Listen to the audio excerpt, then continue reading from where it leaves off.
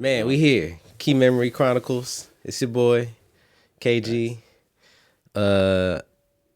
Sometimes I don't like my intros. Hey man, do your thing, man. I gotta work on figuring my it out. intros. Yeah, I gotta figure out the intros, man. But Yeah, Mike, it's good, man. Mike Hurst, that's who I'm with today. I'm with the for legendary, sure. the only person I know from Iowa. No, I've facts, never met facts. somebody else from Iowa before. Facts. And you're Yeah. from I couldn't even. I read it. Des Moines. Yeah. There gotta be some Native French. Americans out there. It was French. It's French, I think. Oh, so yeah. the French took it over. Dang. Yeah. What is it For like sure. in Des Moines?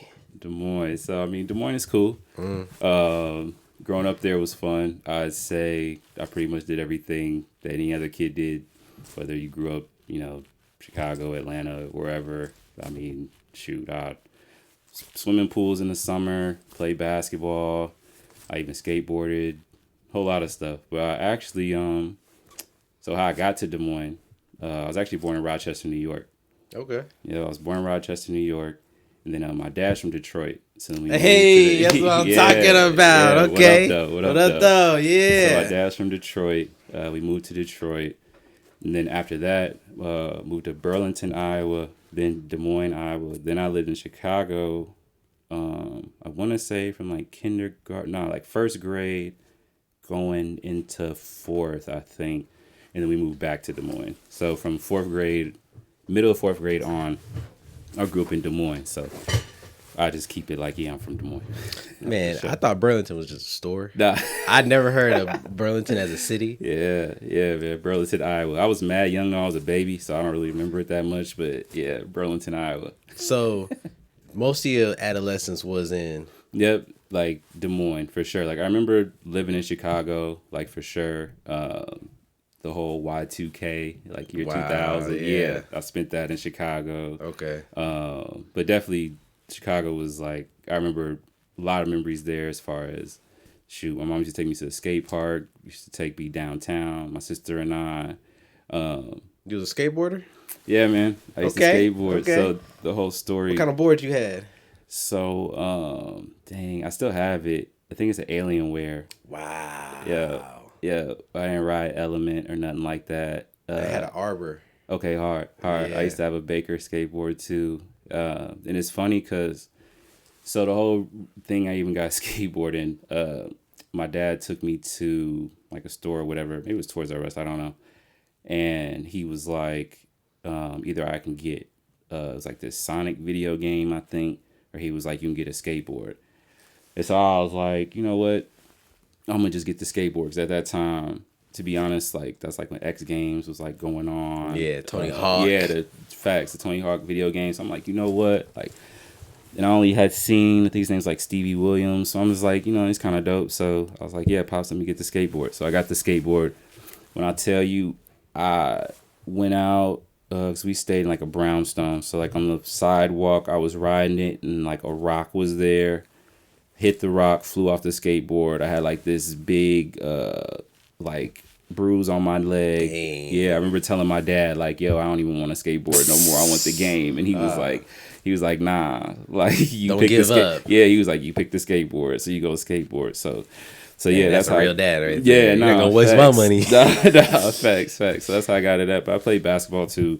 I mean, shout out to my parents. I feel like they allowed me to just try whatever. Like I used to play the guitar too. I mean, they're just like, wow. Yeah, they're like, hey, like, if you want to try it, try it. But yeah, didn't really let me quit much, which I feel like, definitely builds a lot of character. But yeah, growing up in Chicago was dope. And then moving to Des Moines. Yeah, like I said, Des Moines definitely not a lot of black and brown people for sure. But I mean, my friends and I, like I said, summers, we have fun. I mean, chasing girls, playing basketball. I mean, everything every other kid did, I think. Man, that's smooth, man. You know what's cool? Like, meeting another black skater. Nah, facts. Because back then, if you skateboarded and you was black, yeah, man, they call you a white boy for sure. the white people might treat you a certain way, but the black people treated you the worst. Nah. I always say the white people treated you a certain way. Yeah. The white people said, yeah, come on, let's go skate. Yeah, facts. All my friends at that time who were skating, they was white, so we Listen to Paramore. Yeah, we would link up. Gym class heroes. We would jump like 6 stairs, Man. 8 stairs, all that, skateboard around like it's this street called it's like Ingersoll and then Grand. So we would skate all throughout there. So yeah, now it's funny you say that because actually, he's my best friend now. My friend Sean. He used to call me a white boy. Wow. Yeah, because I used to skateboard and stuff. But that's my dog now. I've been cool with him since I was 12. So yeah. But at that time, I mean, too, kids is just they don't know. Yeah. So they just say, oh yeah, white boy skate, you black, you skate, so you white. It's like, man, I never met another black skateboarder. That's just crazy. I used to play like the Tony Hawk games. Yeah, my sister and I used to be on that. Man, you ever played a Disney Tony Hawk game? Mm-mm. Disney had like their own version of Tony Hawk. I forgot what it was, but it was like a Disney skateboarder game where you could skateboard as like all the Disney characters. Nah, that's fire. It was so fire. Me and my little brother used to play it all the time. But like, I love skateboarding so much. Yeah. I got into longboarding. Hard. And I just never knew anybody black that skateboarded. Oh yeah, nah, bro. That used to be my thing. Like, to be honest, like, I used to want to go pro to be like for real. Go to the X Games, like, or at least just get sponsored. Like, yeah, I just seen it as like, all right, because I could kick flip, heel flip. I couldn't 360 flip. I couldn't 360 either. Yeah, and I used to think like, man, if I could 360 flip, I could probably get sponsored. Like I was probably like 12 or 13 at the time. All I need is this one trick. Yeah, for sure. Because I'm already doing everything else. But then to be honest, like I started taking basketball pretty serious, and I was like, dang, like I can't be skateboarding, risking like injury, and then want to play basketball like serious. Yeah. Did you ever go down the ramp? Yeah, for sure. So like, I used to be scared doing that. So I think I only did it 1 or 2 times. Yeah, I never like completed it. I might have completed it once, barely. Yeah, no. So shout out to my mom. Like, she used to drive me. It was like a skate park somewhere in like Indiana. And she used to take me there sometimes, and that's where I learned like a kid. I just remember him telling me like, don't put your weight back, put your weight more so forward, like on your front foot. And then ever since then, like, yeah, so my mom would take me there, go on the ramp in Chicago, Des Moines. So yeah, man, skateboarding was fun. I ain't gonna lie, like not a lot of people know that either. Yeah, not a lot of people know I used to skateboard. Because they judged it, man. Yeah, not a lot of people. Yeah, bro, I'm telling you, I'll just be like, yeah. I skate, but it wasn't like a Hey, shout out to all my Afro-American skaters. Nah, man. for sure. Even if you're not just African-American, all my black skaters in the diaspora. Facts. Because rollerblading, inline, all that. Because I remember Pharrell had like his skateboard team and like all that. So yeah, I was into it. Terry Kennedy, all of them. Like I was into it, bro. Did you consider Lil Wayne a real skateboarder when he came out with the whole truck fit and stuff? So to be honest, I mean, in the skate community, the skate community hated it. Yeah, probably not. But I mean, at that time, I rock with Wayne so hard. Because for me, he was cold with it. Yeah, because I mean, at least for me, especially at that time, I feel like Wayne's had an influence on all of us, like from jump. So seeing someone black, locks, tattoos, just being expressive. Because I know he had also dropped like a like kind of like a rock album too. Man, that's my favorite Lil Wayne album. When people say the Carter, like, I love the Carters. Yeah, my favorite Lil Wayne album. Yeah. Is the rock and roll album. Yeah. Because when it came out, like the music video, I'll never forget the music video. It was like all orange and stuff. And I was just like,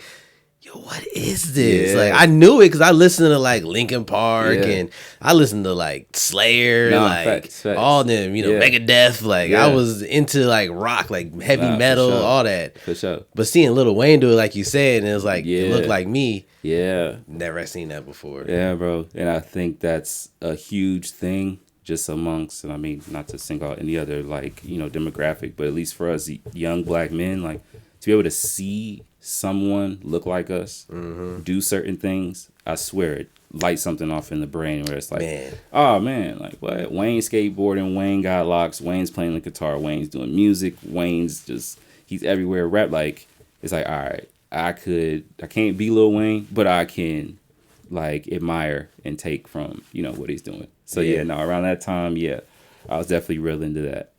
And then like basketball, I say like 4th, 5th grade, then 6th grade, then I played all like through high school and stuff. So I started taking it more serious. That's what's up, man. So when did you leave, I guess, Iowa and like jump into the bigger world? For sure. So because back then you weren't producing yet. So I've been making beats since I was 12. Oh, shoot. Yeah, I've been making beats since I was 12. So shout out to my cousin Rodney. So you was skateboarding, making beats. Yeah, bro. I was doing all of that. And it's funny because I didn't tell none of my friends about me making beats until, shout out to my best friend Sean again. He came over my house and he got on my computer and he had just like clicked. He was just clicking around and he was like, oh, what's this? And he clicked on a beat that I had did, but I had like put 50 Cent like Wanksta like acapellas on top of it. Like, cause I was just trying to figure out song structure. Yeah. And he was like, you made this? And I was like so embarrassed at the time because I wanted to just keep it like, to myself. Yeah. But yeah, that was one of like the first people who like found out and knew, besides like my cousins and stuff. But yeah, I was making beats at 12. My mom's from Louisville, Kentucky. Okay. So she used to send my sister and I down to Louisville for like the summer, just be around like my older cousins and stuff. Cause yeah, my sister and I were like some of the younger cousins. So like if it's 11 of us, like on my mom's side, like first cousins wise, at least from like her brothers and sisters, yeah, we're like towards the end. Oh, wow, okay. So I spent summers with like older cousins who at that time, I mean, they're listening to like everything. My cousins Damon and Eddie, they was listening to Hot Boys, Lil Wayne, BG. Like I remember being in their car seeing all the like CD covers and stuff. And that's a lost art. Them CD covers, the whole like big purse or whatever, folder of them. I'm telling you. So I was that cousin too. Yeah, no, facts. I was that cousin, like in the back, like looking through all that stuff. And then my cousin Rodney was making beats on Fruity Loops. It was like Fruity Loops 4 at the time. And it's FL now. Yeah, no, I remember that when it was just Fruity Loops. People used to be like, "You want what?" Yeah, bro. I remember people used to frown upon that like heavy. And yeah, so I'm 12. This is around the time. Yeah, we're talking like Pharrell's doing his thing, Kanye, Just Blaze. So, yeah, this is like that era. So like my cousin Rodney was making beats, and like I found myself, I feel like at that time, like 12, 13, like you're real curious about like, what you really like. Like, I mean, before I'm listening to what my parents is listening to, I didn't really have like my own, like, what I would listen to or what I, like to do, I'd say at that point. So once my cousin was making beats, I would just watch him all night. Like, and then he would go hang out with his girlfriend, and then I would get on the computer and like try and make my own beats. Wow. So like, and at that point, he had a group too. Like a rap group? Yeah, he had a rap group at the time. And the church he was going to, they actually had a studio. So Rodney used to take me to the studio there. So I'm just seeing this stuff at that time. So I'm like, all right, like producing could be, cool. So I remember like my whole goal, to be honest, Keyshawn, I ain't gonna lie, now people know this. My whole goal at first was just to have my cousin Rodney and his friends think that my beats sounded good. Because at first it's like, at that time, my cousin Rodney's probably like 18. I'm 12 at that time, probably. Maybe he was 18, 19. So it's like, I'm this 12-year-old kid trying to just, hey, guys, listen to my beats. What you think? Yeah, but they're thrashing them at first. Like, I look back and I mean, hey, tough love, I feel like it breeds success. So it's like, my cousins weren't the cousins where it was like, oh yeah, man, this is great. Like they be like, nah, trash. Like this ain't it. Like, I wasn't the little cousin. Like, you play the game, they'd have the controller like unplugged. They plug my controller up, and it's like, bro, if you get whooped, like that's just what it. But look, that makes you want to get better though. So I'm glad you said that. So that summer when I ain't gonna say they clown me, but they just gave me constructive criticism, like, hey, these beats ain't it. That's when I was like, you know what? Give me the program. I'm gonna go home, download it on my computer. I made beats for that whole year until I came back to Louisville. And then it was like, all right, like these is cool little cuz. Like it started like gradually. And so I would just keep doing that. And then, yeah, but I was playing basketball in like middle school, high school. And even then, like, I didn't want people to be like, oh, because I took basketball pretty serious. I ain't gonna lie. Like, my graduating class was like Harrison Barnes and like all of them. He's still in the NBA, by the way. Like, we had to play him in high school. So it was my friends and I, like, we took basketball very serious. So I wasn't like, on the court, I didn't want people to be like, or any other player to be like, oh, he make beats. He don't really hoop for real. It's like, nah, like, so I kept that tucked away. So yeah, I've been making beats since I was 12. Wow, man, that's actually cool. That's cool. Like the family was the one that was like, no, bro. They pushed me. Like even my little sister. Like I would ask her, because we're like 3.5, 4 years apart, and our rooms was right next to each other. So I would be making beats, and like looking back on it's hilarious because she's younger, but like I would play beats for her, and I'd be like, grade these for me. Yeah. Like 1 through 10, give me a score. Like, I'll be honest. Did she ever give you one? Man, she used to be like 3. 4, and I'm thinking like, dang, like, sis, why you hating on me? You know, but going back to it, like you said, like, you know what I mean, I've not tried, but in my life, when it's been like I'd say, I don't even say like a downtime, but like you may get an answer you may not like. Yeah. It's like, take that energy and use it for something positive to push yourself versus being like, oh man, they ain't like my beats, like it's over. Or it's like, nah, bro, it's just not, it's just not the time and timing and stuff. So yeah, no, shout out to my family. Yeah, they still push me. But yeah, early on, they were like the catalyst for like me getting my beats together. For sure. Yeah, a little bit. So were you on YouTube at the time when you was learning how to make beats? Like, how did you actually learn how to use Fruity Loops? So shout out my cousin Rodney again. I'm telling you, bro, like I would just watch him. Oh, so he already was like he was already on it. Yeah. And like he's older than me. So like I said, so like I remember during the day he would be on the computer, and like you remember back in the day, like the computer, like he would either have his own room or like, you know what I'm saying? Like it'd be downstairs and it's just one computer. Yeah. So it's like, it ain't like, oh, I could use somebody's laptop or like, how it may be now, but it's like, nah, one computer, he's on it, and I would just watch. And I would ask questions, and then, like I said, he would go hang with his girlfriend. I would just figure stuff out. Then when I go back home, bro, I would just listen to other music and try and implement it into my beats.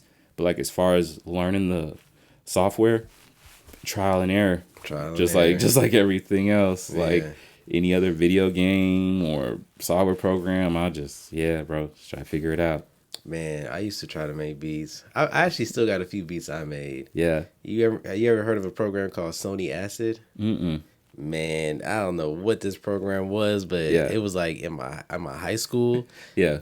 And even before that, I tried to make beats on Fruity Loops too. Fire, yeah. On like a Windows computer. Yeah. And like it was so weird. And Sony Acid had like loops and stuff like that. Yeah. I made a few beats on that. Oh, fire, and I was like, yo, making beats is not easy. It's not easy at all. People, especially nowadays, people think like, man, it's just 1, 2, 3, 4 clicks. Nah, for sure. Nah, man, trying to make a pattern and this and then effects and man. So for you to figure it out at that young age, I appreciate it. And then be like, man, within one year, I come back. Hey, man, you haven't gotten better, cuz. Like, that I'm telling you, bro, that was my. I don't even know if my cousins know this, but like that was my factor. Like I wasn't thinking about placements. I wasn't thinking about I want to get beats to artists. Yeah. I'm like, I want my cousins to be like, hey, these beats is knocking, because I mean at that time, like I said, I'm like some of the younger ones, so it's like I've been seeing these guys all my life. Like I mean, they're still like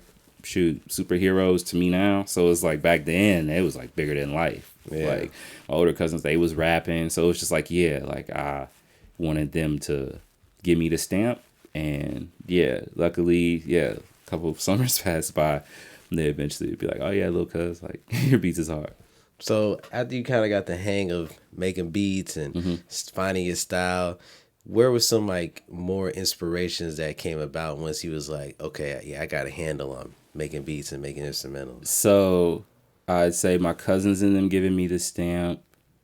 My friend Sean finding that beat and him being like, hey, like, because for him to say like, oh, you made this? Like, it was kind of like a confirmation. Like, oh, dang, like I ain't, and it's even funny because even take that a step further. I think he told like his cousin Chris about me making beats or something like that. So I remember being in the hallway, and I remember Chris. Was this like middle school? This was high school. High school. So I think it was like Chris or Dom.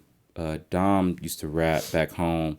Somebody came up to me talking about like, hey man, I didn't know you made beats, da da da. And at that time, like I told you, so this is like high school.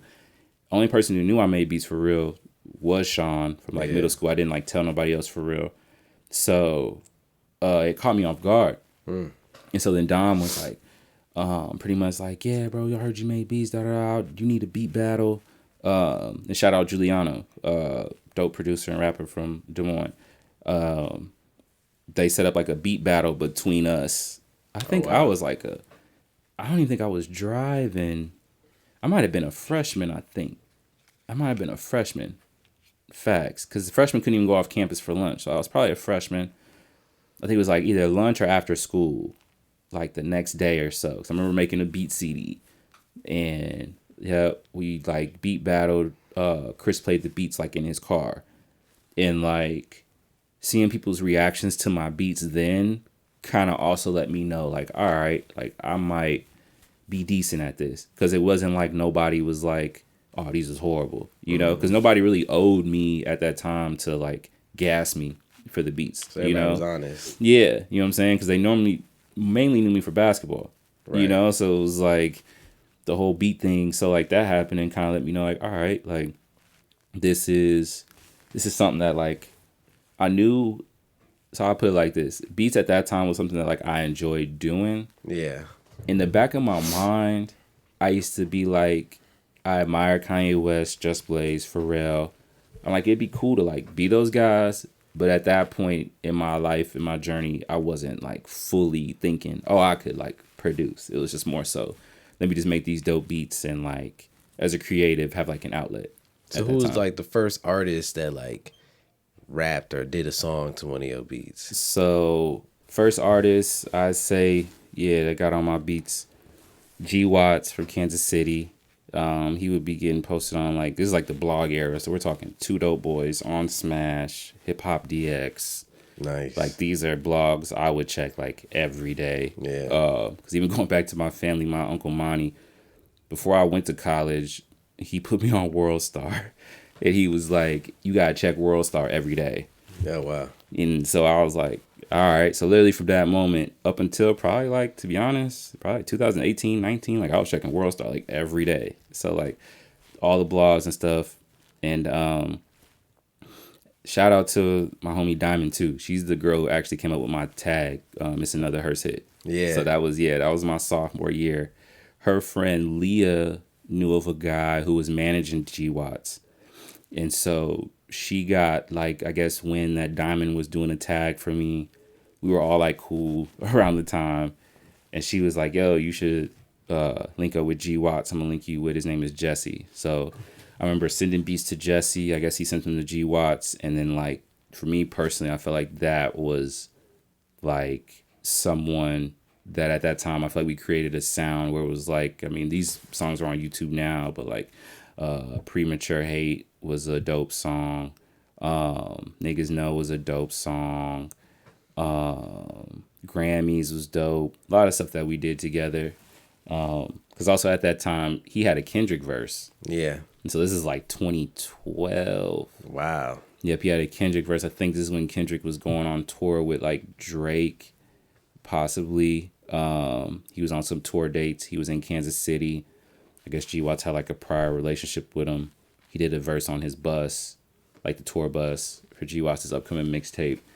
So yeah, G Watts at first, that was someone, yeah, like because I would drive to Kansas City, like from Columbia, it's like an hour and a half. And so like, yeah, G Watts, and like shout out to G Watts for sure. Like he's someone that, little does he know, I feel like it's like an iron sharpens iron type of deal. Because he was someone who also too, like I'd send them beats, he'd be like, not it. You know, like not it. It is like, can't really take it personal. So it's like, all right, let me get back to the drawing board. So yeah, G Watts for sure. Nah, shout out G Watts, man.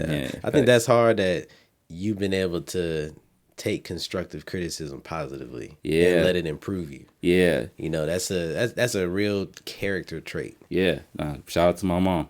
Oh, yeah. Shout out to moms. Yeah, everybody that. Because trust me, like, I mean, I'm human, right? Sometimes I do be like, dang, like, you can take it in a personal way, but sometimes you got to like take a step back and actually listen to what the people are saying. And also you got to think, all right, what is the goal? Mm-hmm. Especially in the creative space. It's like, especially with music, it's like if the goal is to make a dope song, if the beat ain't it, the beat's not it. Like, it's just what it is. Make something better. So that's just, yeah. Shout out to my parents. I feel like that's like, yeah. Because I feel like I've came to them in past experiences, And then it's like, hey man, you can't take it too personal. Just do better. No, that's cool, man. You know, that's an underrated blessing. Yeah, no. You know what I'm saying? Like, I know people talk about like, oh, I didn't grow up with this parent or that parent, but it's like to hear like, no, I had some good parents that like, they gave me some good life skills. Yeah, like, I still talk to my parents now. I talk to my pops every day. Talk to my mom multiple times a week, like for hours. Like, I tell them, like, at least where I'm at my maturity and my journey is like, all right, y'all are the two people who came together, created me. I got traits from both of y'all. Let me have these conversations so I can understand, you know, like both of y'all thinking, because I have y'all thinking inside of me. So it's like I talk to them about stuff I go through. I talk to some of my friends too, but it's like y'all are my parents. So I talk to them about everything. Man, that's beautiful, man. That's hard. So when did you come to Atlanta? So that's even a crazy story too. So I graduated college in 2014. The goal, to be honest, Keyshawn, was to go to grad school. Yeah. Like that was on like my docket. Got a degree, health science. I was athletic performance intern with, I started off with like the football team, track, baseball, tennis, soccer, pretty much all the like sports groups, I'd say. And then I ended up with like basketball towards like my senior year. Mm-hmm. And so I was like, all right, like I like sports. I'm finding a rhythm. I'm finding a groove. Like, let me just be someone who trains athletes. Like that was going to be my like career. Yeah. After, you know, because everybody's asking, what you doing after college? What you doing after college? So I'm like, I wouldn't say I was stalling, but I'm thinking like, all right, I can do grad school, probably still make beats, still kind of like kick it in a sense, but like get a degree and then, you know, go on that journey. So meet with the professor. He tells me take the GRE. I'm like, cool. No lie, Keyshawn, I think I took the GRE in like July. I went back to school in August. School's about to start in like a month because the professor was like, yeah, take the GRE, come back and see me, you know, about the program and everything. I went back to school. I went to his office. When I tell you I walked in his office, nothing was there. Like nothing. Empty. Like, and the lady at the front, I guess like the admin, you call it or whatever, she was like, who are you looking for? And I'm like, I'm looking for a professor. I forgot his name. I was like, I'm looking for the professor. And she's like, he didn't tell you? I'm like, what you mean? She's like, he retired. Dang. So I'm like, what? Like, this guy's been talking to me all second semester. Like, do this, do that. Your grades, da-da-da. We'll get you on this track. After you grad, you do it. So I'm just like, all right, cool. So fast forward to that moment. I'm like, dang, because I had already signed a lease. Oh, man. He set you up. I signed like a lease in May. Because I'm telling my dad, like, yeah, I'm going to take the GRE. I'm going to do grad school, da-da-da. Like, so he like, yeah, re-sign the lease. Re-sign. Couldn't even do grad school. So it's funny at that point. I remember calling my dad, telling him the story I told you. And I was like, you know, like, what should I do? Like, and he was just pretty much just like, figure it out. And he was like, you're not coming back home to Des Moines. So it's like literally figure out your plan. So no lie, I went to the library at the time. I printed out a map of United States. And I literally was just like, all right, I got a year here to figure out where I want to go after this. So I literally did process of elimination. I looked at New York. I was like, too expensive, too cold. I looked at Chicago. I'm like, yeah, I used to live there, but I'm like, mad cold. Can't do the cold. LA, I'm like, it's expensive. Probably just too much going on.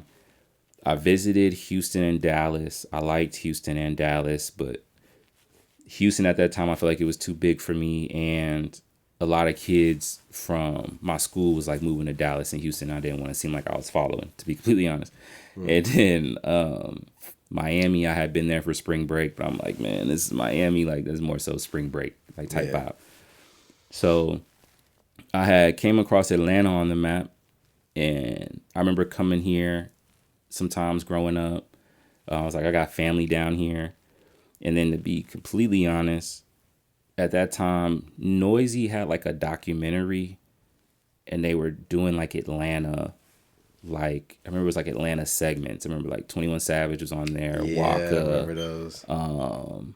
It was I think Sonny and all them was on one in Metro. So like, I literally remember on the Noisy documentary, Waka saying something like, if everything in the music industry right now comes through Atlanta. And when I heard him say that, I was like, I think that's where I gotta go. Because at that point, I was also thinking like, all right, like the grad school thing ain't really go how you thought. So now it's like, you've been making beats since you was 12. Like making beats middle school, high school, was making beats in college. Like, you know what? And even going back to, like I told you, I used to play basketball. So like, I even looked at it in the basketball sense where it's like, if you're good at basketball, yeah, you can be great at basketball. You know, all good.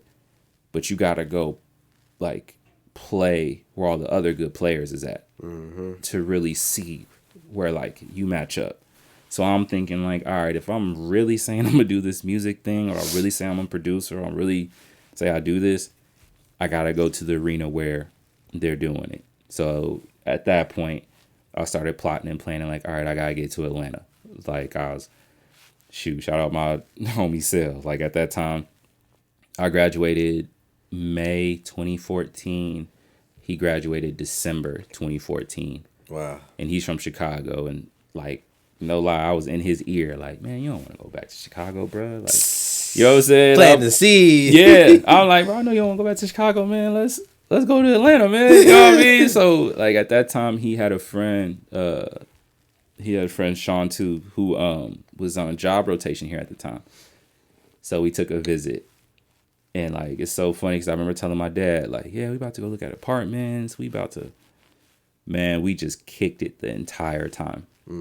And, like, visiting here that time, it opened my eyes a lot because I'm, like, going back to even the Des Moines thing. Like, to be honest, Keyshawn, like, shoot, I haven't even had a black doctor until I moved here. Wow. I didn't have a black dentist till I moved here.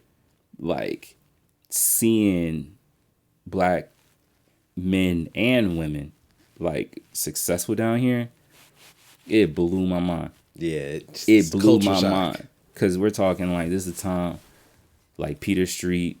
Like, we was on Peter Street. We was on Edgewood. Like, Compound was still a thing. Gold Room was still a thing. Mansion was still a thing. Dang, they all gone. Yeah, it's crazy. Like, I'm talking those times, like, just being, like, outside then. And like I said, just, shoot, I'm hearing the music that I, you know, was listening in the car, like, in the venues. You know what I'm saying? Like, even little stuff like that. I'm like, yo, Atlanta's amazing. Like, for someone like me, like I said, coming from Des Moines, then going to Columbia, Missouri, then coming here, I'm like, yeah, I gotta move here. So, at that time, yeah, my old college roommate, Sel and I, 2015, like September, made the move, made the leap down to Atlanta, Wow. Facts. That's hard. Yeah, man. Yeah, decided to just, Pop said, you ain't coming back home, so you gotta figure it out. Yeah, I figured it out, and I love him for it. I really do, because after that, I convinced my sister to move down here, because I need to be honest, like, and it just is what it is. It's the facts. Like, I told you, Des Moines, it's not a lot of, you won't see a lot of black and brown. I don't want to use success as the word, but driving and living how you see them living down here. So I was telling my sister, like, yo, you got to get down here. Like, it's women who look like you, they driving big cars, living big, like, everything. Like, you got to see this, because like I said, I feel like it sparks that to where it's like, dang. So yeah, no, I love Atlanta for sure. Been down here since 2015. I don't know if I'll leave, but I love it. That's pretty cool, man. Yeah, you got here a year before me. I got here September 1st, 2016. Hard. Yeah. Hard. That's legit. Legit. So man, when people be like, the golden age, now I feel like. Yeah, I feel it. I feel like we're in a golden age of Atlanta. We was. 2016 to 2019. We was. Literally. And shout out to Tamiko Hope, because. Shout out to Tamiko. Yeah, shout out to Tamiko Hope, because, to be honest, I met her A3C So like I moved here in September. I think A3C is like in October. Dang, A3C. I haven't heard that in a minute. Yeah, that used to be the joint. It really did. So I met her A3C, I think like October. And it's something because, so even going back to college, like I just would stay playing basketball. Like I wouldn't say college, at first to adjust to college, I'd say was tough. Yeah. So I would find the things that I like to do to kind of keep me grounded, I'd say. So I play basketball, and actually a guy, Calvin, I played intramural basketball with him, but he left school, ended up working for like Double XL, was doing a lot of writing stuff. I know he's done stuff like Curtis Snow, but he caught wind of me moving to Atlanta, and he's like, yo, someone you need to get in tune with. Her name is Tamiko. So at this time, I don't know Tamiko from nothing. So I'm like, all right, set it up. He puts us in a group text. She's like, yeah, I'm going to be at, it was a Hood Rich listening session, like a Hood Rich listening party or something like that.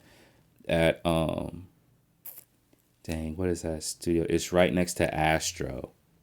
You talking about? Like it's had a lot of names since. You talking about the Outcast studio? So it's Stankonia. Yeah, Stankonia. Then it's studio in between. Then it's Astro. But it's like it's like a studio in between. So I pulled up there, and like at this point, I only went to Tamiko's Instagram, so like I know what she looks like just from that.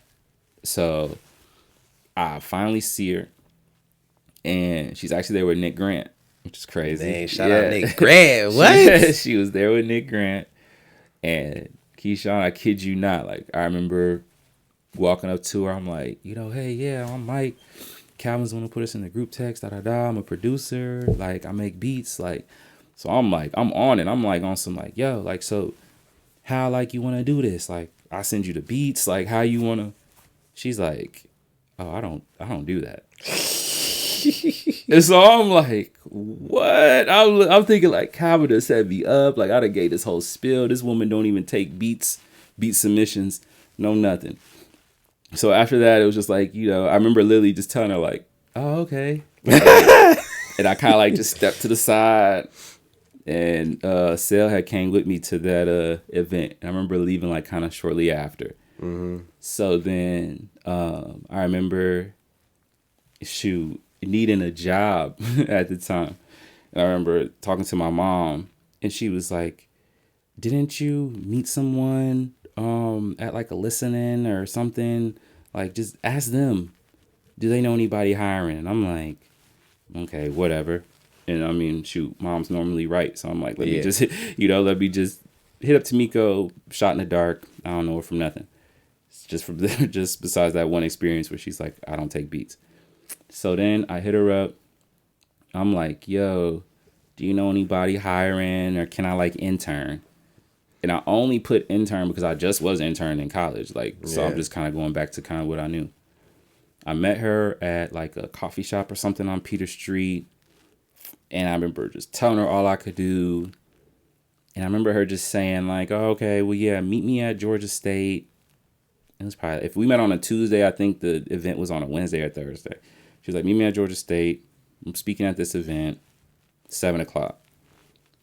Boy, I got there like 6:30. Like, on it. Because I'm like, at that time, she didn't say like, oh, you could be my intern. She was just show up at this place. I'm speaking at this. So I'm thinking in my mind, oh, she about to have me meet somebody. They gonna give me, like, I'm just thinking job.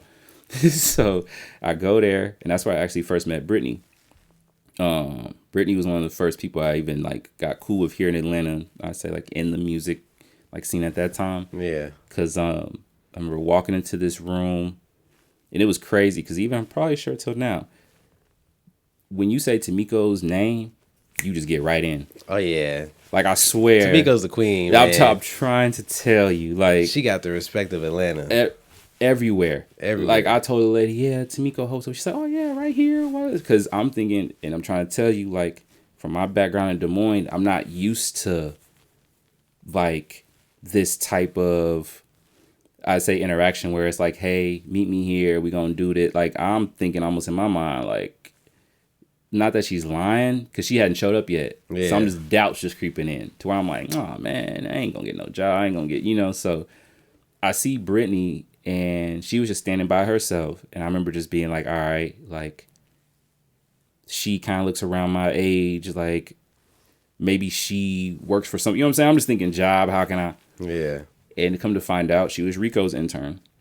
Yeah, so shout out Rico Brooks. So she was Rico's intern. So I was talking with her. Tamiko shows up. Then Tamiko, if I go up to her, I'm like, yo, like, what you want me to do? Like, who am I supposed to meet? Like, you know, like, I'm thinking, like I said, job. And she's like, oh, I need you to take pictures of me while I'm speaking. And so I'm like, okay. Like, you know what I'm saying? Like, this ain't what I thought it was. Yeah, but I got you. I'll do it. And it's funny because looking back, because I just had an iPhone, I didn't have a camera, no nothing, just iPhone. And I remember literally soon as she started speaking, I was taking pictures in like the front. I got on like the side of the stage. Like I gave her just so many angles. Yeah. Like I wasn't caring. It was people sitting down. I didn't care. Like I just went all out. Like she said she wanted pictures of herself for content. Boom, we doing it. Like, and then after that, once I sent her the pictures and stuff, she was like, you could just start interning for me. And then let's go back to like your golden era. Like looking back in my journey, that was the start of being like in the Atlanta like golden era. Like I remember seeing Zay for the first time. Oh yeah, yeah. Like Zay to be is like one of the GOATs to where it's like just the presence of, and I mean you've been around Zay. It's like an energy thing where it's like he has his family. Like, you know, like yeah, clean whips, like pull up, shine it, like Zay to be super chill. You feel me? Like even seeing Nuke that, gonna be there. Shout out Al Nuke. Shout out Al Nuke. What up though? So it's like even seeing that like changed my mind and perspective just on a lot of stuff, and even seeing him like I remember going to the Birds of a Feather 2 like premiere. Yeah. You feel me? Trouble was in that movie. Rest in peace, Trouble. Like, dang, I remember that. Yeah. That Birds of a Feather premiere was lit. Yeah, right in Atlantic Station. Yeah, right in Atlantic Station. Like it was busting. Like that, and then him and Boosie having the album listening for the album they had. They did listening upstairs here. Like, yeah, man, that was a crazy night. Yeah, like bro, I got so many stories. Like I remember I was with Tamiko when she got news that Gucci was getting out of jail.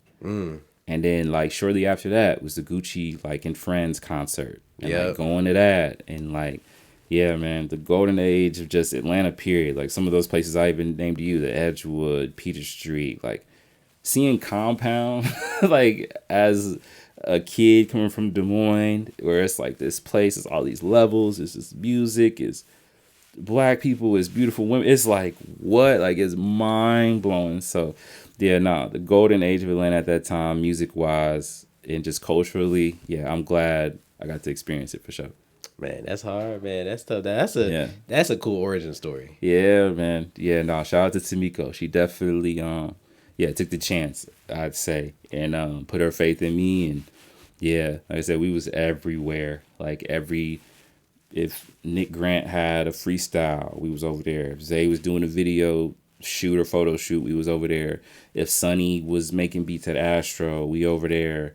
If we go over to Stankonia, all right, you might run to T.I., Killer Mike. Like, you know how it is with Tamiko. You can run to anybody. And everybody loves Tamiko. You feel me? You can be with anybody, and it's like, oh, shoot, they'll stop what they're doing. I'm trying to tell Goes over to Tamiko. Yeah, and I appreciate her name hold weight. Facts. And I appreciate Tamiko because every time she would introduce me to people, she would say, like, this is my intern, but he makes beats too. So she real. Yeah, facts. And I mean, and I'm glad going back to our initial like interaction with each other, it's like she knew what I was on. Yeah. Like I was telling her like, yo, I got these beats and Tamiko and I we built a friendship over that time, like interning, to where I feel like at first I wouldn't really talk to her that much because it's just a new person. But as time went on, I started opening up.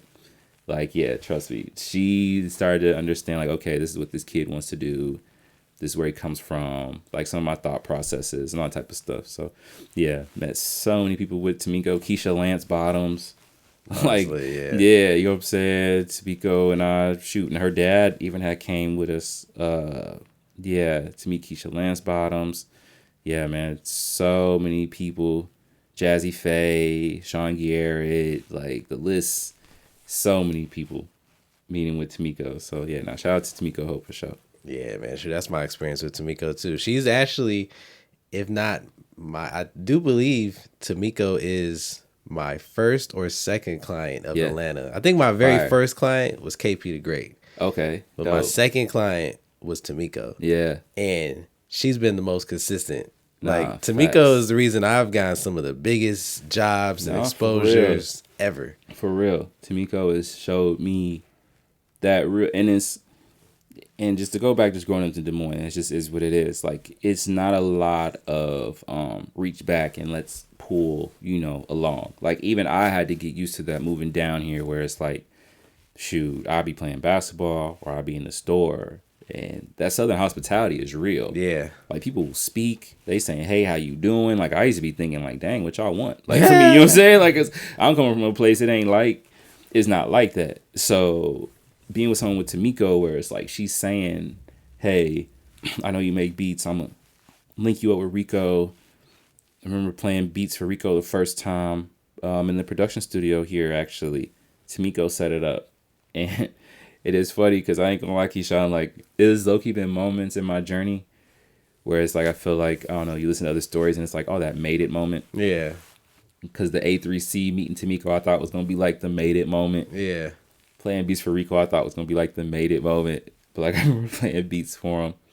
Probably like 10, maybe 13, I don't know. Don't tell me he said, nah, this ain't it. He didn't say that, but he was just like, he was like, oh yeah, you got like a unique sound. Like, he gave me one of them type of, and he was just like, just keep sending. And so when I tell you, Keyshawn, no lie, Rico knows this story too. If that happened in November, I sent Rico beats for like a year straight. Like, literally, yeah, a year straight before he even like responded. Wow.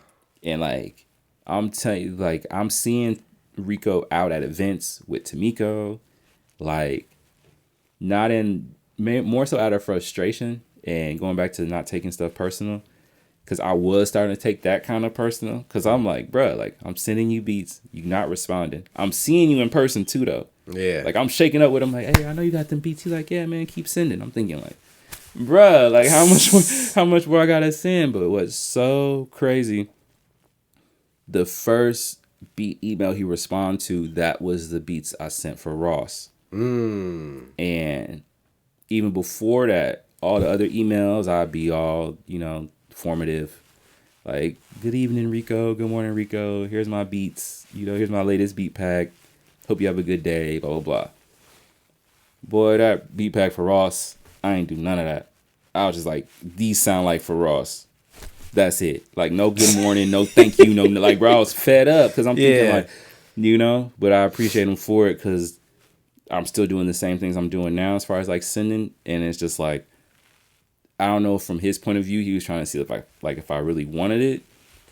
I don't know if the beats just weren't really that good. I don't know. But yeah, once I sent that pack for Rick Ross, I think it was like 5 beats. And then the first beat was the one. He was like, I think the email here responded and he was like absolutely, or like for sure. And he was like, I'm gonna send. And he sent it right over. Wow.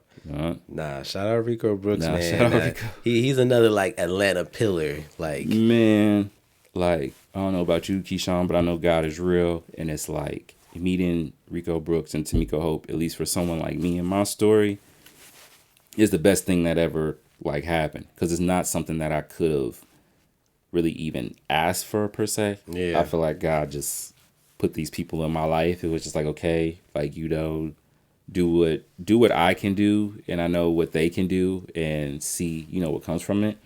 But because for them to be the first initial people is a blessing, because I didn't run into like a manager who really didn't manage for real. Or, like, I don't have those stories where it's like, oh, I signed a deal and now I'm locked in for 20 years. I didn't know, like, none of that. Like, Tamiko and Rico have been up front from the jump. And I appreciate it. And shoot, you can judge a tree by the fruit that it bears. So like, seeing how Rico and Tamiko are like perceived and received from people in Atlanta, like you were saying, I'm like, dang, because for a fact, like, all it takes is somebody to, they'll see someone, they'll be like, oh yeah, how you doing? And then all it takes is for them to leave the room and say, oh man, they ain't about nothing, man. They don't know.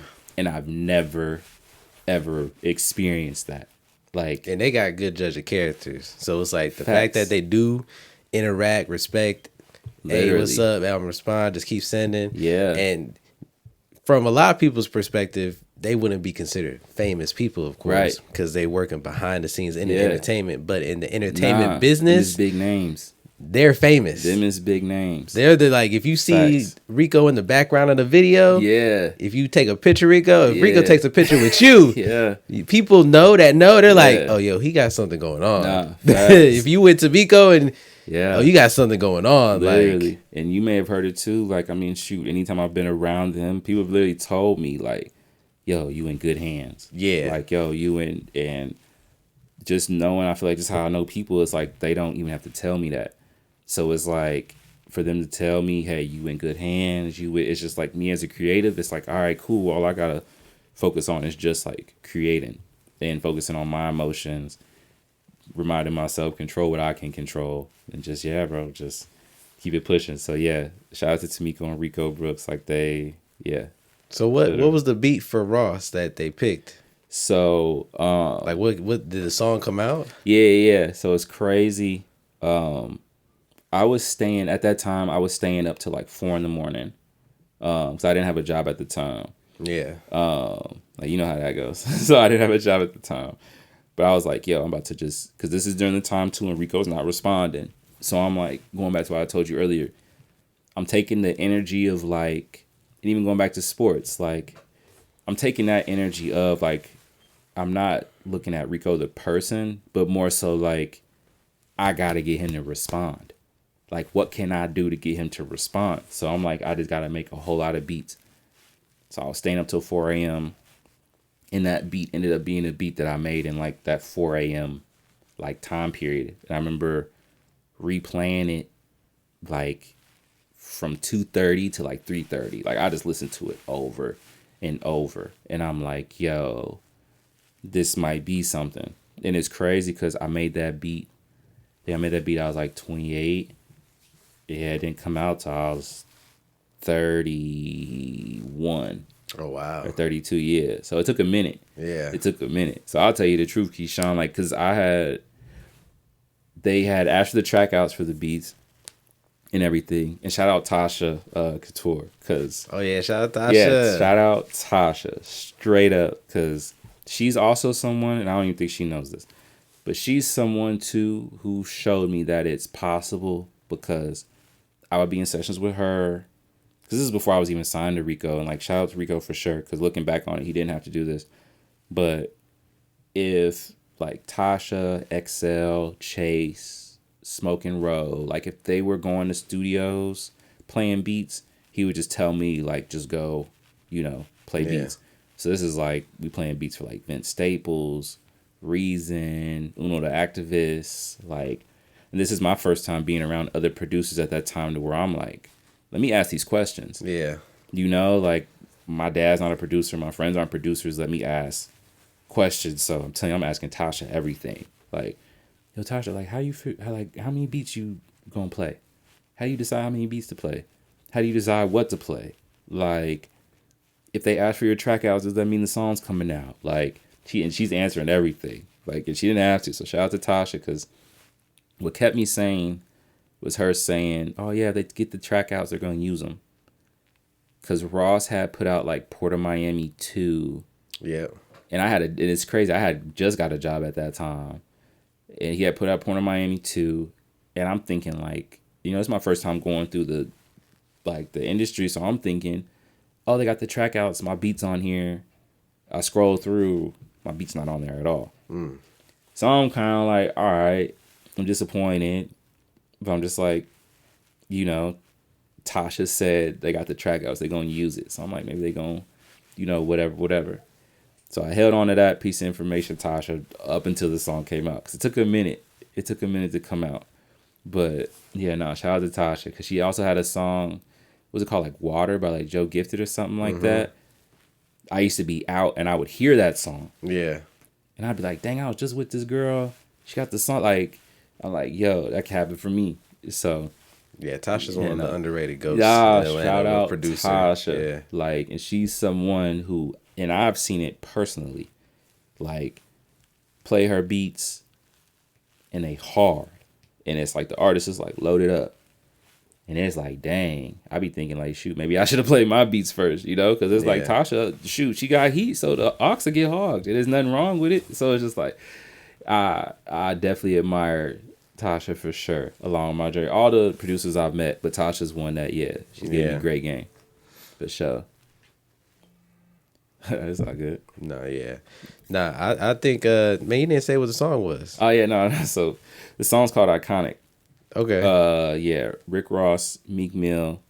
And it's crazy because, so like I said, they had that song, bro. I'm telling you, like, I was 28 and come out till I was like 32. So they had it. DJ Sam Sneak would, like, he hit me up periodically. And would be like, oh, we still using the song. Oh, we still using it. Bro, and after years ago, bro, COVID, I'm like, bro, they not using that. Yeah. You know what I'm saying? Like, I'm not even. It was other stuff I was doing that was coming out. And, you know, Ross and Meek are some of my favorite artists. And I didn't know Meek was on the song until it came out. So it was like, going through that experience was dope for sure. Like, I even got to meet Ross. Oh, that's hard. Yeah, no, for sure. Like, I think that's part of the luxury of living in Atlanta. Because it's like you're around everyone. Ross was speaking at Georgia State, like to their law kids about like music business or something. Rico, him and I went. I hit up Sam Sneak after the event was over. Sam Sneak let me meet Ross. Told him I made Iconic. Like, that was crazy to like really shake over Ross and like tell him like, bro, like respect. Like, you know, I know a lot of producers even get to do that. So yeah, the song's called Iconic. I didn't know Meek was on it until the song came out, which was crazy. A crazy surprise because Sam Sneak had told me it was just all Ross. Yeah. So yeah, it came out on their album Too Good to Be True. It came out in 2023. So yeah, yep, Iconic. And it's crazy because even sometimes I look at the song title and I'm like, man, like, iconic moment. You know, like all the stuff that I went through, like I told you, as far as like, shoot, I started off just one of my cousins to rock with my beats. Yeah. You know, so Ross is someone who's considered one of the best beat selectors in music. Man, his beats be crazy. You know, so it's like, that's high praise. You know, the fact that I got something in his discography and I really like Meek's verse on there, it's like, whoa, like that was a moment. I know I'm gonna have more moments, but that was, one of my proudest moments of like my production career, like staying down and like, seeing that song come out. Man, that's dope, man. I remember when you posted that and then the song came out, I was like, dang, Mike really done came up. Yeah, man. It was a grind. Definitely a grind, because before that I did a song with Bobby Fishscale. He was signed to Rock Nation at the time. Before that I was doing stuff with King Louis. He's out of Chicago. Legend to me. Who else? I did a song with Young Blue. I saw you got something with Currency. Yeah, I was just finna say, man, free T.Y. T.Y.'s BG's son. He was with Jet Life for a period of time. I had locked in with him when I was in college at Mizzou, like my senior year. So if I was, he probably was like 17, 18 at that time. Wow. So staying locked in with him. That's how I got like Currency on like my beats through T.Y. So I know he's gonna be home soon, so I'm definitely looking forward to locking in back in with him, do stuff with him, BG, stuff like that. But once the Ross and Meek came out, and even for me, bro, just to be honest, just like as a creative, that was just satisfying for me because it just made me feel like I wasn't crazy. Yeah, I know what you mean.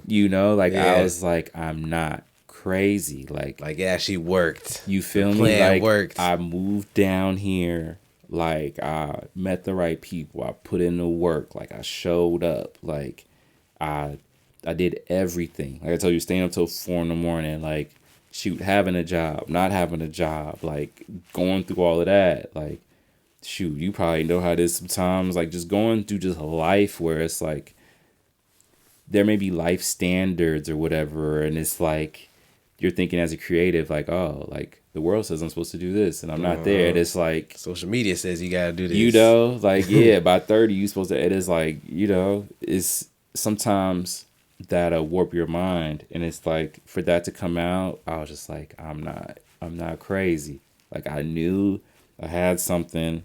I knew if I kept working hard on it, at it, like it would work. Mm-hmm. So that was like my proud, very, very proud moment for sure. Big ups to you, man. Shoot, I appreciate that. That is not an easy accomplishment to get. Nah. And you, like you said, I mean, I sent beats for a year. I'm trying to tell you. There's some people that be like, man, I already sent one email. He ain't answer. I ain't sending no more. Yeah, nah. You 365. No, I'm telling you, bro. I was on Rico, and he knows, like, cause even, and I talk to Miko about a lot of stuff, but sometimes I'd even like kind of try and bring it up to her so she could like mention to him kind of deal. Like he's like, hey man, any means. I was like, yo, Tamiko, like, you think Rico listens to my beats for real? She like, I mean, I don't know, just keep listening. And I'm like, Tamiko's so nice. You know, and I was just like, yeah, you right. Cause at the end of the day, she's just he's gonna say keep sending, and she's gonna say keep sending. So it's like all the gray in between is like whatever. So yeah. So what's the process of being signed as a producer? Because I've always felt like that was a very interesting part of the industry. Yeah. Because like it's completely different than being signed as an artist. Yeah. Because like one of my favorite producers, probably like Pierre. Yeah, okay, fine. And I know like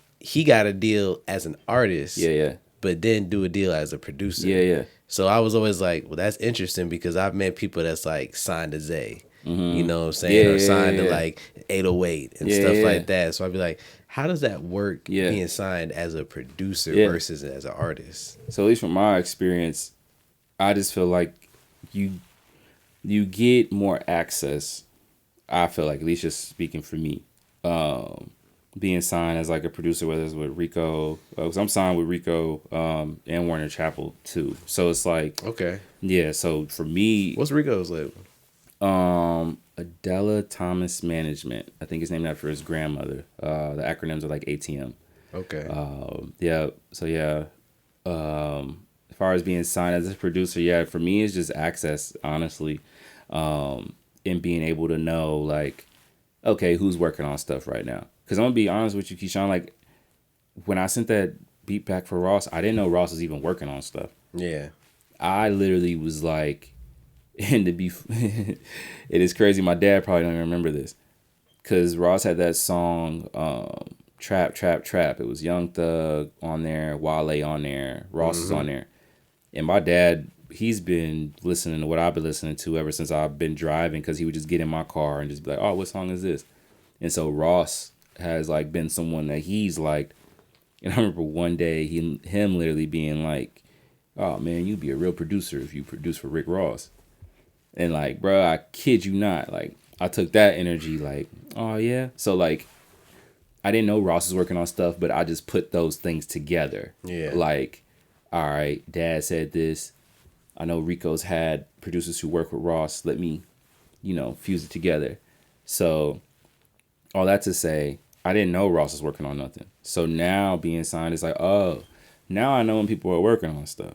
Now I see how certain producers get to collab with other producers because they're under a certain umbrella, or like how certain producers can work with artists because it's like, oh, it makes sense. Warner, Sony, like, Universal, not a lot of, So for me personally, seeing the business aspect of it and also seeing how things work, because I mean, I've had like corporate jobs and stuff where it's like, I get that, but like the music business is kind of like the wild, wild west. So it's like I said, for me, just having the access and just being able to, work with certain artists, other producers, and just the access, bro, to be honest. Because I still do the same thing. So when you say access, like, what do you mean by that? So the access as far as, like I said, getting an email where it's like, oh, Cardi B's working on her album, send beats. Oh wow! If I wasn't signed, literally like you know what real I'm saying? access. Yeah, like if I wasn't signed, how would I? You know what I'm saying? I would not have known. I just would have Dang. been how I was before, just thinking in my mind. Because how I would do beats, like I would just make them, and then I'd be like, okay, who would sound cool on this? So it's kind of like shooting in the dark. Versus now it's like, okay, here's a heads up. Such and such is working on stuff. This is what they're looking for. You know, so that's what I mean by access, where it's like at least for that's someone, dope. Yeah, for someone like me, where it's like gives you that direction.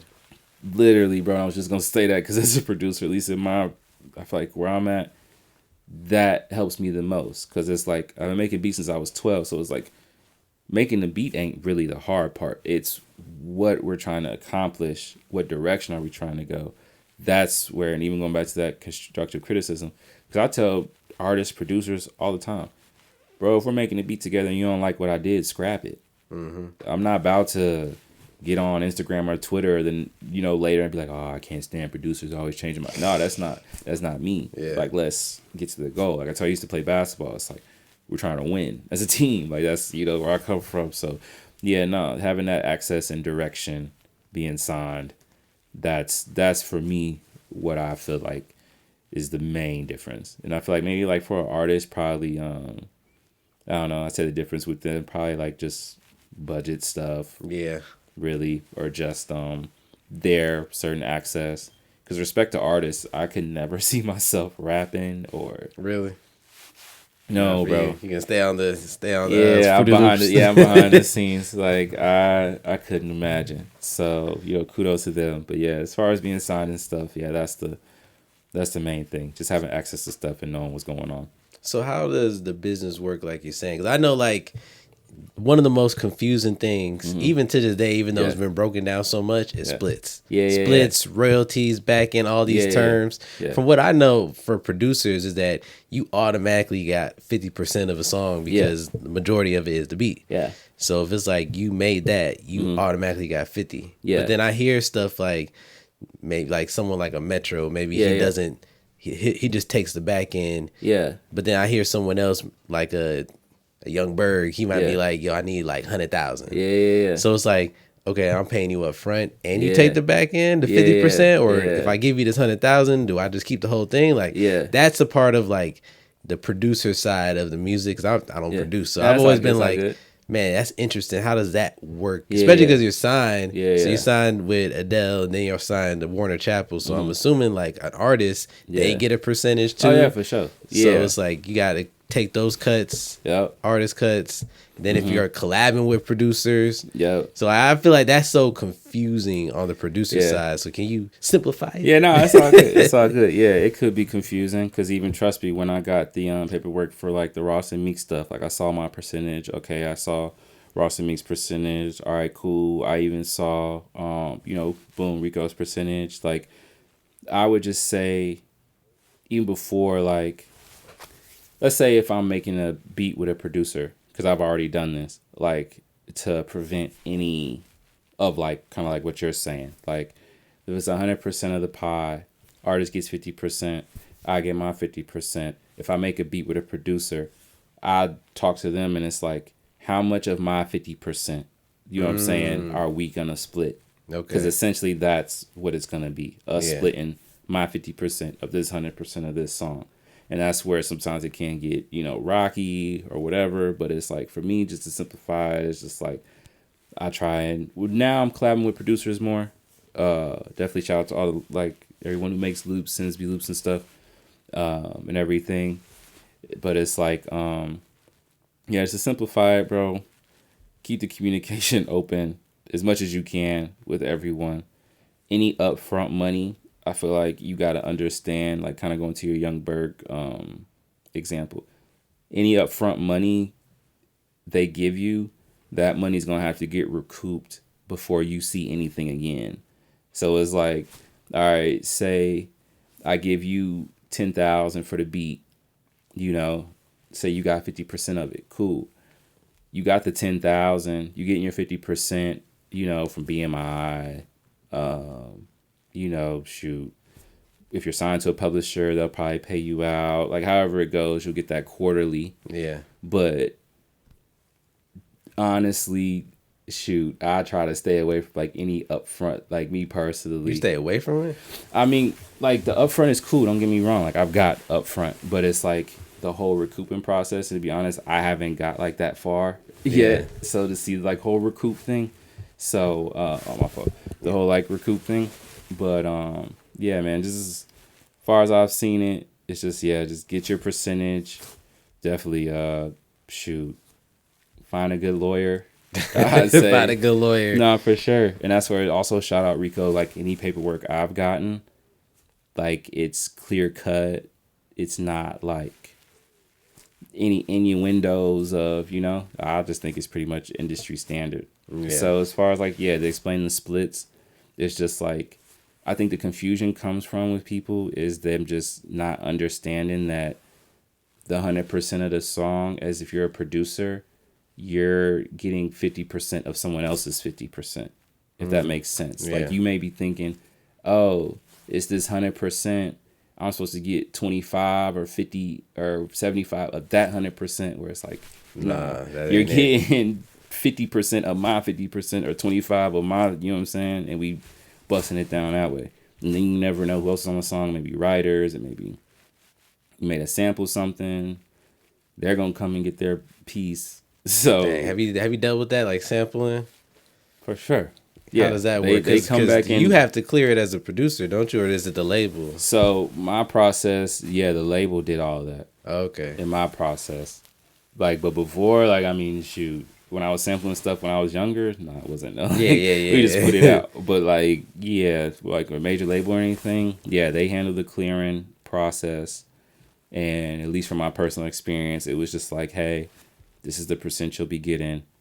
But then like a month or two after, it was like, oh, here's the updated percentage. And it's like, it's cool. Like, I get it. Like, and that percentage you got is just from your 50%. So, So if you sample, it's like, they taking a nice amount of, like, of your 50. Yeah, pretty much. Or, like, the whole, like, So, or, like, dealing with the sampling, they'll take some of the full 100 to where it's, like, all of our percentages will shrink. Ah, okay. So like if it's 50, so if it's 50% mine, then let's just to make it easier, all right, Ross 25, Meek 25, that put it together to make the full 100. The person, whoever got sampled, they're coming in, and it's like, all right, my 50 is getting smaller, their 25 is getting smaller, their 25 is getting smaller because they're taking up, the pie, which I get. Okay, that makes sense. Yeah. So, is there a difference? Cause you say you signed with Warner Chappell. Yeah. And that's it's a publishing company, yeah. But is it a subsidy of Warner Music? Or is it? I believe so, yeah. Yeah. Yeah, I think it's all under the same, yeah. Under this, okay. Yeah. And then you signed with? Adella Thomas Management, it's Rico. Right, so yep. How does that work? Because I've seen like people like, well, I'm signed to 2 different labels. Yeah. But is it like, is Warner Chappell the publisher? Yeah. Okay. Rico's like just the management. Yeah, okay. Like the manager side. I know he has publishing stuff he does too, but I'm still learning on that end because even to be honest, how I got there, bro, it's crazy because like I told you, Bobby Fishscale, I had sent some beats to him, and they were working on a project here in Atlanta, and the A&R at the time, his name is Ethan. Shout out Ethan for sure. Was sending beats to Ethan. I was staying in contact with Ethan. I met Ethan when they came down here. I would just stay in contact with him, just like a regular. Because, I mean, you know how it is in this industry. Yeah. Like, sometimes people get tired of the, oh, hey, man, can you come shoot here? Hey, can you make this beat? Hey, can you? Without even asking, how you doing? Uh-huh. Or, like, what's going on in your life. So, like, I'd hit Ethan up sometime just to be like, bro, like, how you doing? So, fast forward. He ends up going to Warner. And so, I think, like Iconic had probably been out like for a year. It was crazy, bro, because shoot, I didn't like have no songs or nothing. So like, I wasn't like doubting myself, but I was kind of like, all right, it's kind of quiet, like what's the next thing? And then that happened to be like the next thing. Ethan pretty much hitting Rico up like, hey, I want to bring Mike on, over here. So it's been a dope experience. Dope. Yeah, dope experience so far, for sure. Like I said, just being able to have a backing of like Ethan, Rico, where it's like, all right, like I say, just going back to the access, because like Warner has like Beyonce, Kendrick. Oh dang, I did not know that. Yeah, Travis Scott. Like so many people are under, and like I told you, this stuff I'm learning. Yeah, you know, like, and I've been just enjoying just each day, just learning more, because it's like I didn't even know these were steps. Yeah, like even shoot, like, because trust me, I asked Rico. I'm like, bro, like, is this like something I'm supposed to do? You know what I'm saying? Because it's like, bro, if I ain't supposed to do this, or like it ain't the right timing, like we ain't got it. But he's like, nah, like Sonny's with I think Sonny's with Universal, I think. And I think Spiff is with Sony. So it's a couple guys that I've met that's like, okay, like y'all are with publishers, so it just seems like, okay, in my producer journey, this is the next, thing. Man, that's tough. That's actually, I'm learning a lot now because I love producing. I love instrumentals. Like, man, shout out RZA. Facts hard. So producers is always like a cool side. Like, I was like, if I had the time to dabble more, I love to learn the MPC and stuff like that, the pads. And like, I'm from Detroit, so what I'm saying. What up though? Yeah, so like Donuts, man. Like you listen to that. Yeah, Jay Dilla. Yeah. Rest in peace. Man, so it's like I just love instrumentals, lo-fi, like all that type of stuff. So the way you breaking it down on the business side, this is like I've read it, might have heard someone talking about it, but this is my first time really. I feel like you're breaking it down the way where I can understand. Bro, it's all good, bro. Trust me, these is conversations that like, because it's confusing. And it can be, bro. Like especially with I'm pretty sure a lot of people have said it, but it's like, at least in my mind, it's like everybody loves the music business until it's like the business part, because that may be the part where it may not make too much sense, or you may think like, oh, well, dang, I should have X amount of the song, where it's like, nah, like you really, you don't, or like whatever. So it can be discouraging, but like, shoot, just gotta go through it and ask questions. Like, trust me, I've been open with Rico. I'll be asking him questions, like ask the lawyer questions, like, Google stuff, everything. So yeah, man. It's as far as possible. 10% talent, 90% business. No, for sure. And I'm definitely seeing that. So being signed to a producer's management company, how is that with interacting with like the other producers or other managers? Because I know like with Rico specifically, like he got a crazy roster. Yeah. And then he also got like, the people behind that roster, like shout out Woe. Yeah. You know what I'm saying? Yeah, like shout out Woe. He got a good stack of people around him. So when you're a part of that camp, because like you said, you talked to Tasha. Yeah. You know what I'm saying? D Rich. Yeah. So how was that compared to, when you were just solo? Yeah. So for me, I love it. Because like I said, it's even going back to the whole basketball thing. Like, being around like-minded people to where it's like I can have these conversations with Tasha. I can ask my homie Percy, chord progressions. I can ask Chase about like, hey, when this song come out, like, I could talk to XL about, hey, he was just asking me the other day in the studio, what you got on your computer? Like, what VSTs? Like, bro, get you, X, Y, and Z. So I love it because I'm able to have these conversations with other producers who are going through what I'm going through. And granted, we're all competing for, you can just say placements or songs or whatever. But for me, I see it as like an iron sharpens iron type of deal, where it's like, shoot, I may be in the studio cooking up with Percy and he's better at the keys than me, So it's like, all right, let's utilize that. Let me do the drums. And like I said, going back earlier, like, the end goal is to get these songs, like however we do it, let's do it. So I've enjoyed it, to be honest, like in all of them, like, and I thank God, because it's like everybody I've met along my journey has been genuine, has been down to earth.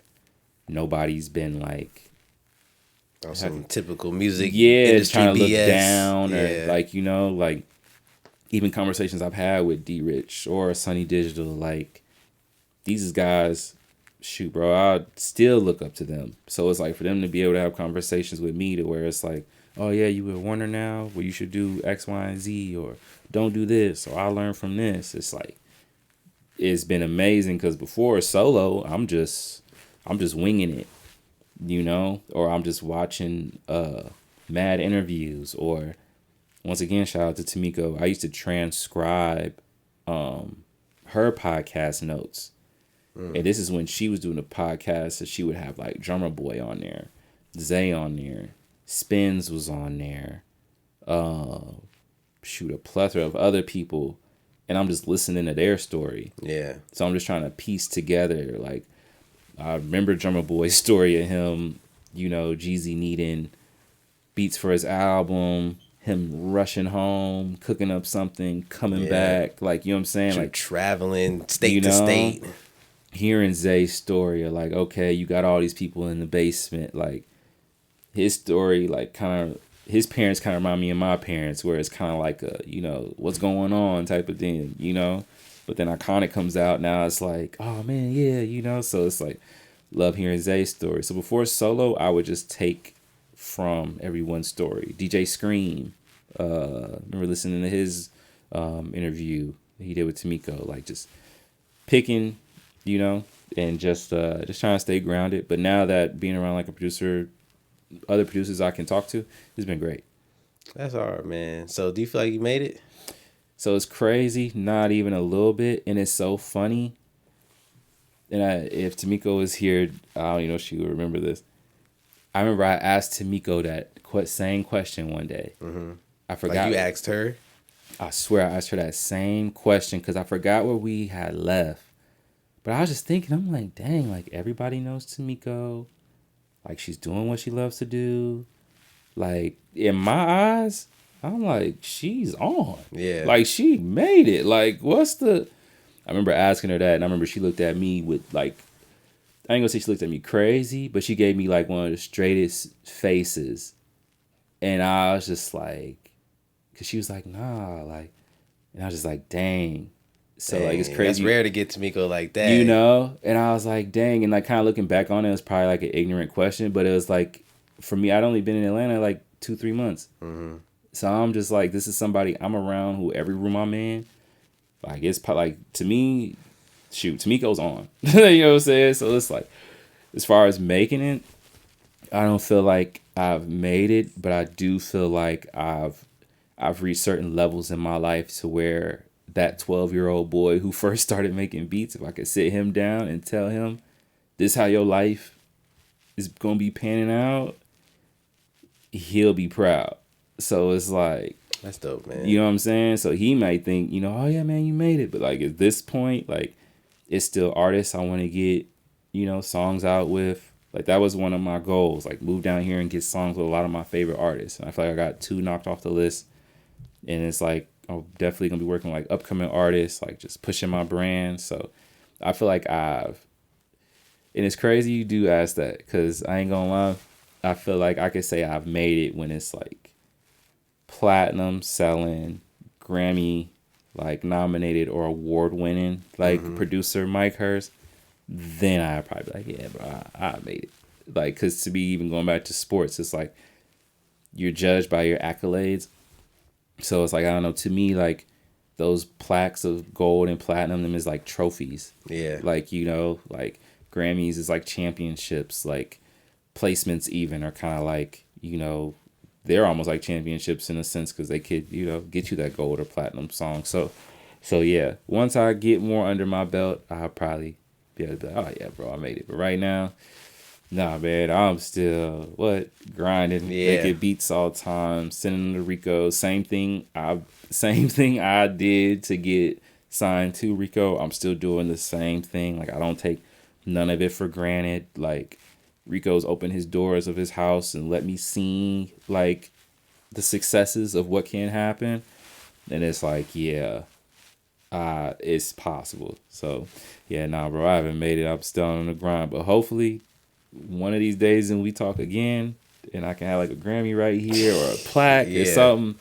And I could be like, dang, Keyshawn, remember you asked me that question, bro? Just like now, because I do feel like at some point when you're chasing success, like there has to be an end point at some point. Whether it is, okay, I want to get a Grammy or I want to get such and such. Okay, cool. That's the end point. You're just bottom of a mountain. They say you reach the top of a mountain to reach the bottom of another one type of deal. So it's like, gotta have, because otherwise it's just like you just just keep going. Nothing wrong with that. But at least for me personally, it's like, nah, bro, I got a couple goals I want to check off. Because I feel like I've seen other producers do it and being around them. Like, shoot, Tasha's got a Grammy.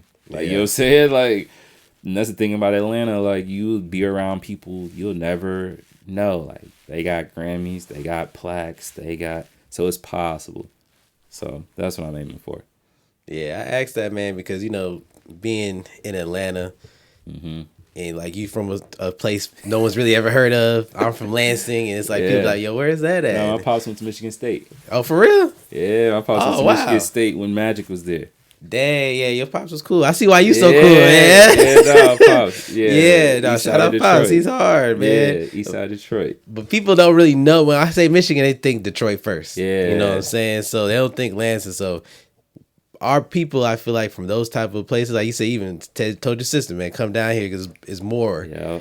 I feel like when people look at us here, they be like, "Oh, you made it because you're in this room, you're around this person, you got this picture with this person." You're right. That's why I asked, because you're right. I deal with that. I go back home, people like, "Man, you made it. You got an award. You got this." And I'm like, I don't even know. Don't even know. Because being down here, it's like, shoot, man, what? You'll think you done made it, and you might go to Trap City Kitchen. There's T.I., there's Dro, or it's like you see these legends, and it's like, dang, it's inspiring, and it's like, yeah, to your point, it's like, nah, bro, I haven't made it. I'm just getting started because I'm around people who are doing amazing things all the time.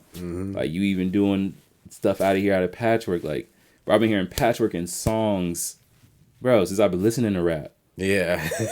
You know what I'm saying? Like, I hear the stories of Gucci or Mike Will being out in the front, or all the stories with Zay, like, everything. What's the bar you said earlier?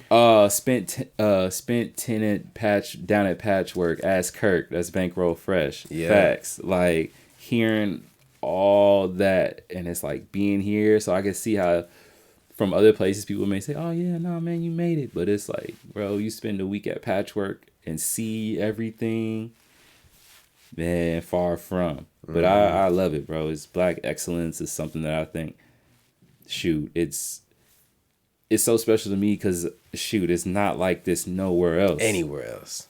Nowhere else. Like, I'm telling you, like, even the times I lived in Chicago, like, it's a different mentality even there versus like down here. You know, like, I feel like the city is the city, whether it's Detroit, Chicago, LA. Like, there's certain politics that, yes, you gotta follow, but the people, the hospitality, the warmth, when I leave other places, I have to kind of like snap out of, dang, I ain't in Atlanta. Yeah.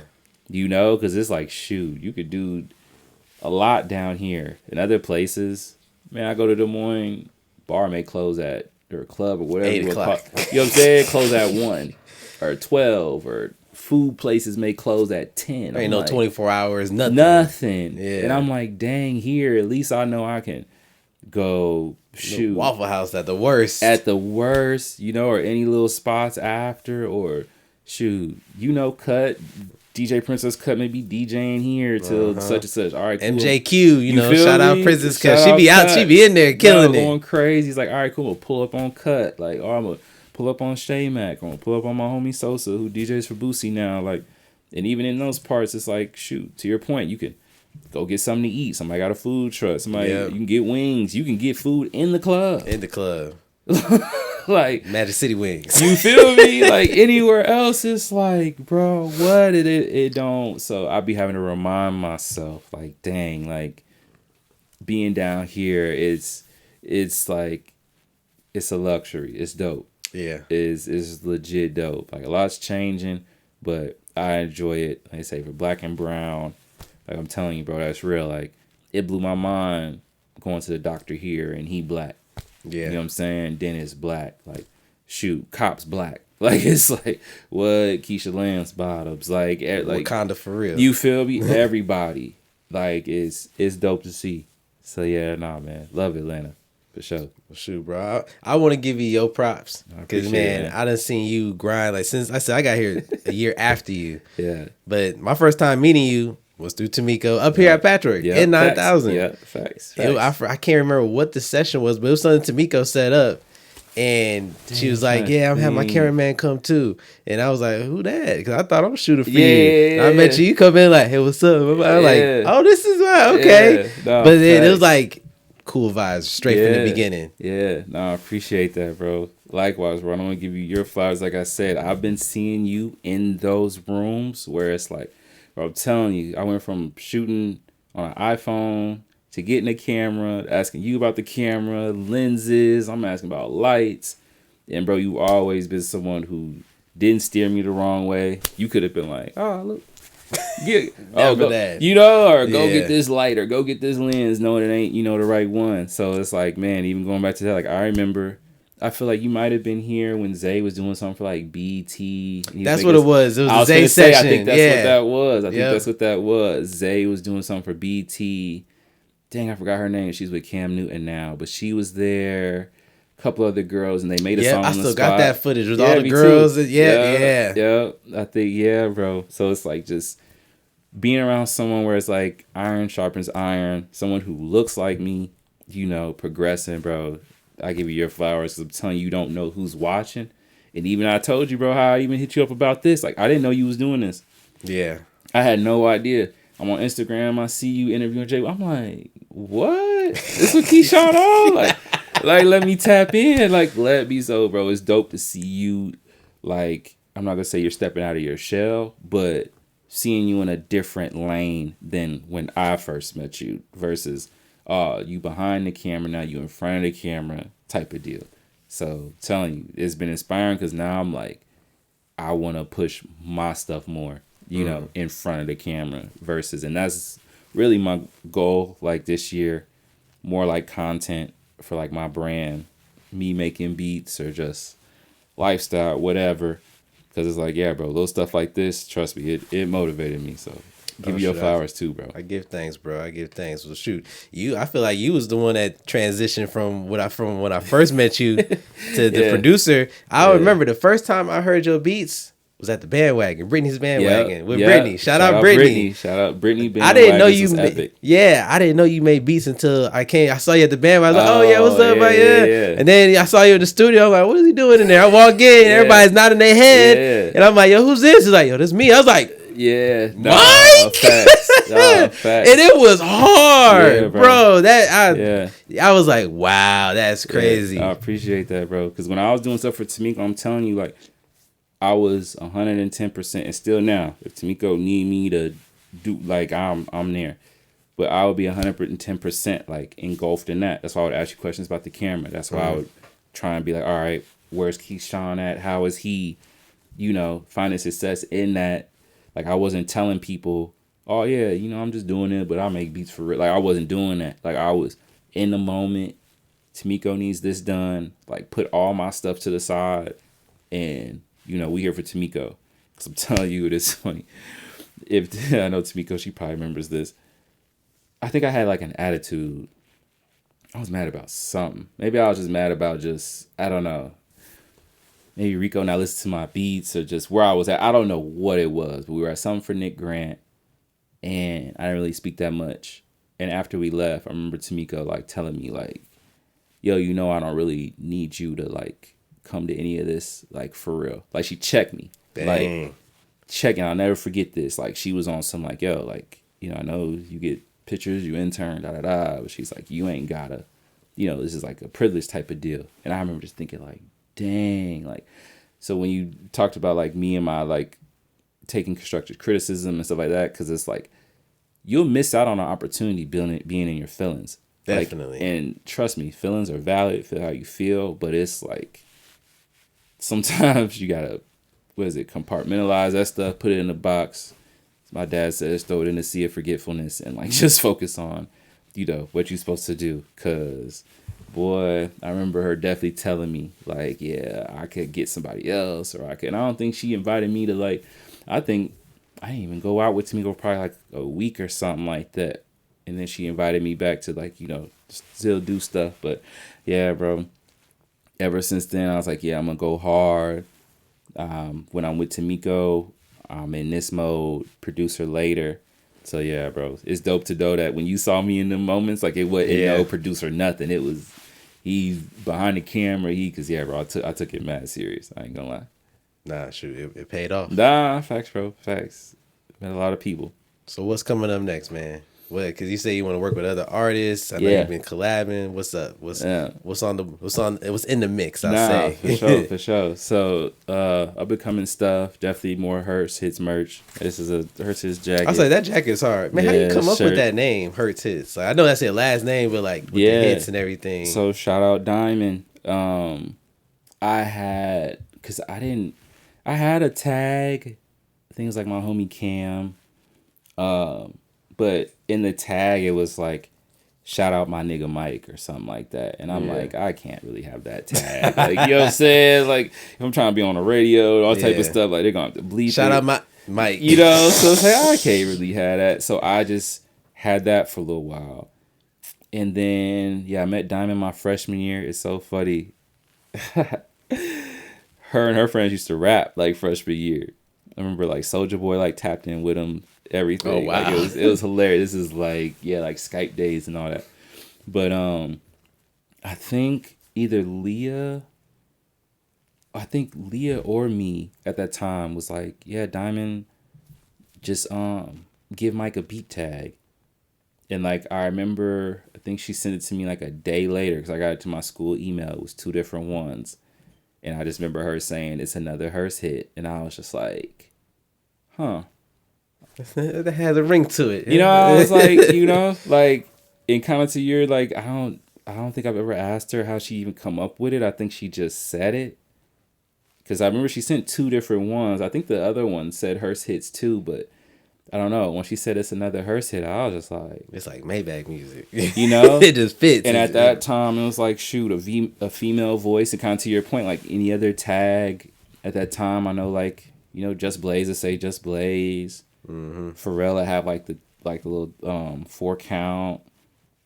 I didn't really hear too many females on songs before the producer tag, or like just the Maybach and like the Maybach music stuff. Like all that was just so epic. So shout out Diamond. Like that's still my dog to this day. Like I went to her wedding last year. Oh wow. We locked it forever. So Hurst Hits. That's how that came about. I've just been running with it. So just more Hurst Hits merch. That's lit, man. No, I appreciate it. More Hurst Hits merch for sure. Collaborating with like artists, producers. This young artist, his name is Lee. Definitely looking forward to locking in with him. His sound is real dope. And then like I told you, bro, I'm still shooting at the big dogs, the Cardi B's, I'm still sending stuff to Ross, still sending stuff to Meek. YFN Lucci, sending stuff off for him.